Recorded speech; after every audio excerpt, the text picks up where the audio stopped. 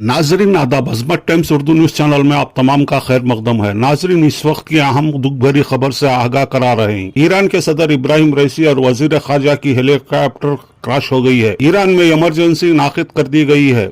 जिस इलाके में ईरानी सदर रईसी का हेलीकॉप्टर तबाह हुआ, वहां के मौसमी हालात खराब हैं, मजीद खराब होते जा रहे हैं। ईरानी सदर के हेलीकॉप्टर को पेश आने वाले हादसे की खबर अमेरिकी सदर को पहुंचा दी गई है। अमेरिकी हुकाम का ख्याल है कि ईरानी सदर रईसी का कातिलाना हमला किया गया है। दुनिया भर के चैनलों में इस खबर को नशर किया जा रहा है।